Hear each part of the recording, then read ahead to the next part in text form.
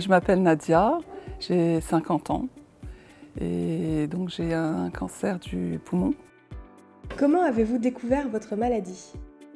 Donc en fait, en 2019, je travaillais et je suis une personne assez sportive. Je fais du tai chi, je faisais de la natation, je marchais, je courais et j'avais remarqué que j'avais un problème au souffle, enfin de souffle, et j'étais souvent enrhumée l'hiver. Donc j'ai été voir j'en ai parlé à mon médecin, j'ai insisté pour aller voir un spécialiste, j'ai été voir un pneumologue qu'on m'a conseillé. Et puis il m'a diagnostiqué de l'asthme. J'étais très étonnée puisque j'ai jamais eu d'asthme dans la famille, j'en ai jamais eu et ça me faisait même des effets secondaires. Donc j'ai continué à faire du sport, je me suis dit que bon, ça allait peut-être passer. J'ai été voir des ORL et pour essayer d'avoir des explications à ce que j'avais. Et puis, à un moment donné, je me suis décidée à retourner le voir, parce que je sentais vraiment que quand je nageais, j'étais très essoufflée. Mais c'est vrai que je n'avais pas énormément de symptômes, puisque j'étais quelqu'un de très vive et assez dynamique. Au niveau des prises de sang, ça allait. J'avais fait une radio, ça allait. Et donc je suis retournée le voir. Ça a mis un peu de temps parce qu'il y avait les vacances. Donc j'ai réussi à avoir un rendez-vous en septembre 2019. Il m'a fait faire une radio, il m'a fait faire des examens de souffle. Il m'a questionné, j'avais expliqué que j'avais une sœur qui avait un cancer du sein. Mais je disais tout ça, à aucun moment j'ai pensé que moi j'avais un cancer. Il m'a redonné le même traitement en me disant que j'étais asthmatique, qu'il fallait que je continue le traitement. J'étais vraiment très étonnée et quelques temps après, très peu de temps après, je ne sais pas, peut-être une semaine, 2 semaines après, j'étais au travail et j'étais dans un contexte un peu stressant et je sentais que mon souffle, ça n'allait pas du tout et j'avais une douleur là. Et en fait, à ce moment-là, j'ai senti que ça n'allait vraiment pas. Et donc j'ai appelé mon mari. J'ai eu la chance de croiser une collègue qui m'a remplacée sur mon lieu de travail. Et donc j'ai été aux urgences juste à côté de mon travail. Ils m'ont ausculté, ils ont fait des prises de sang, radio à nouveau. Ils ne voyaient rien, mais ils m'ont dit quand même on va faire un scanner. J'ai fait un scanner dans la semaine, j'ai pas tardé. Et là le médecin m'a appelé. Et là j'ai senti que c'était quelque chose à mon avis, de sérieux. Parce que c'est assez rare qu'elle nous appelle. Je suis descendue. Et là, elle m'a dit, vous avez des nodules, ça ne va pas. Il faut absolument voir un oncologue et très rapidement. J'ai commencé avec elle. C'était un oncologue femme très, très, très gentil. Vraiment extrêmement douce et bienveillante. Et j'ai fait pas mal d'examens.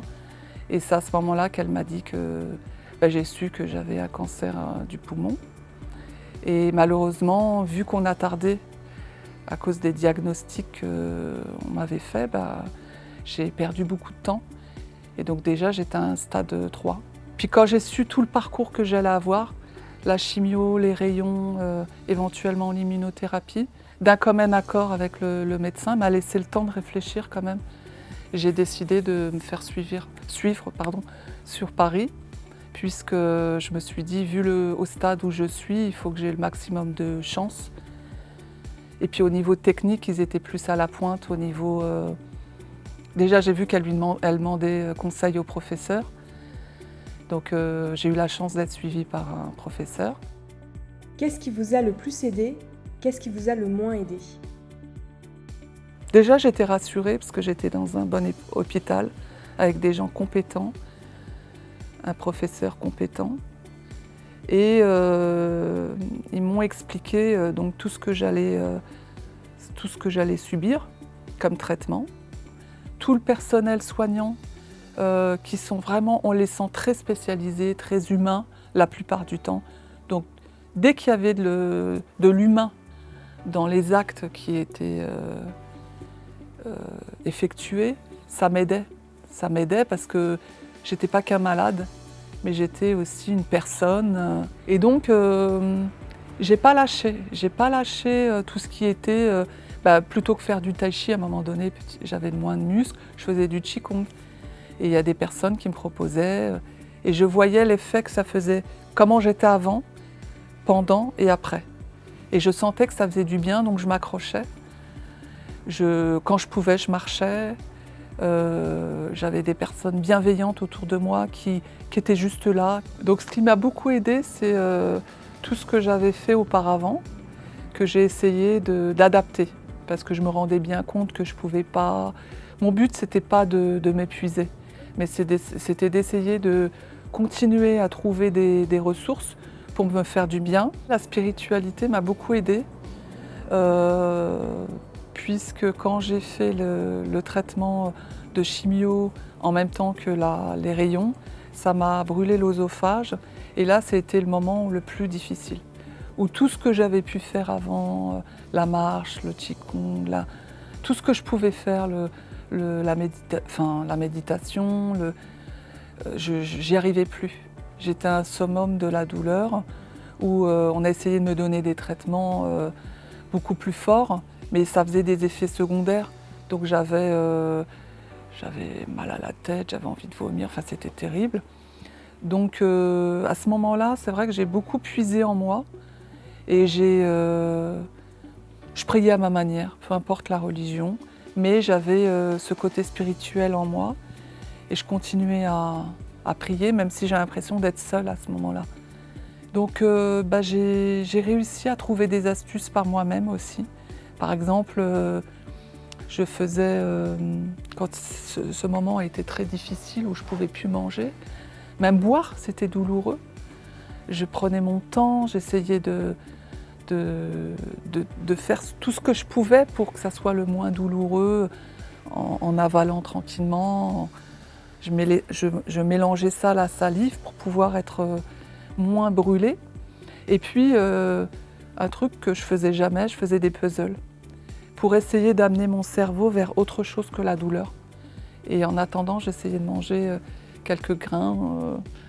Alors la seule chose qui marchait, qui fonctionnait à ce moment-là, c'était le riz.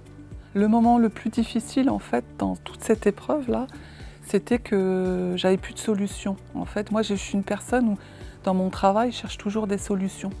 Je vois toujours le verre à moitié plein et pas à moitié vide. Et à un moment donné, quand ça vous touche et que vous êtes vraiment... Vous souffrez terriblement et puis personne ne peut rien pour vous, on a l'impression qu'on n'a plus de solution. Et en fait, effectivement, il y a des fois, on n'a plus de solution dans les solutions qu'on avait. Mais on peut toujours en inventer d'autres. Quels conseils donneriez-vous aux patients?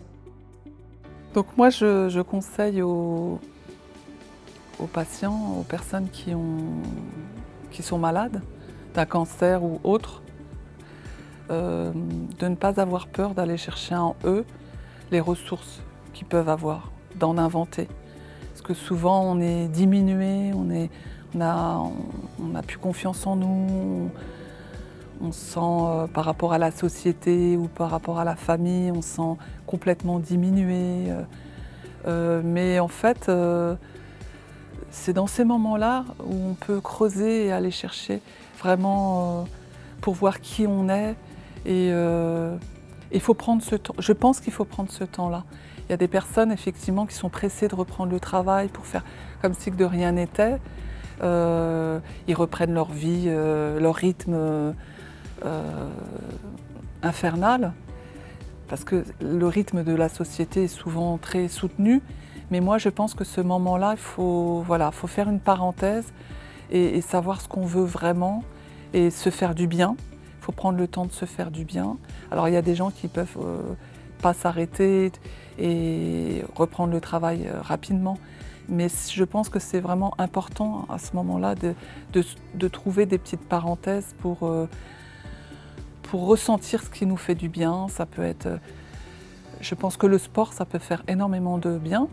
Alors pas forcément en s'épuisant, parce qu'il faut s'écouter, Mais des choses ça peut être du yoga, ça peut être de la marche.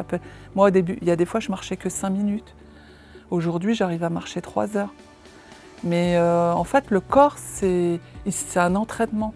Et même quand vous avez l'impression d'être presque handicapé et puis c'est juste un passage et ça se travaille.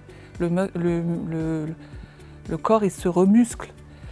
Et c'est de s'entourer aussi de personnes qui vous font du bien.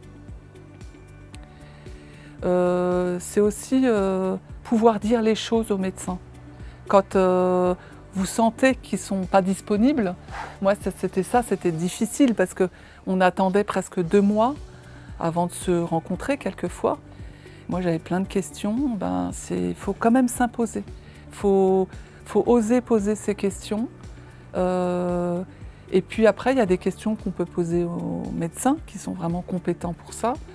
Et puis il y a aussi les infirmières qui peuvent répondre à d'autres questions. Il existe aussi beaucoup d'associations qui permettent de traverser cette étape-là, de se retrouver aussi quelquefois dans les associations avec des gens malades comme nous, pas forcément malades d'un cancer du poumon, mais ça peut être d'un autre cancer, peu importe. Mais on a moins peur de parler de la maladie, parce qu'en fait on préserve les gens aussi qui nous entourent et qui sont sains. Ce qui est important, je pense, pour les patients, les personnes malades, c'est après le traitement aussi, pendant mais aussi après, c'est de prendre le temps de se faire du bien, puisque le corps et l'esprit ont tellement eu de douleur, il faut leur apporter de la douceur et du bien-être pour pouvoir se reconstruire physiquement, mais aussi psychiquement. Donc c'est ce que je conseille aux patients et aux personnes, c'est de prendre ce temps-là pour se reconstruire, trouver des nouveaux projets.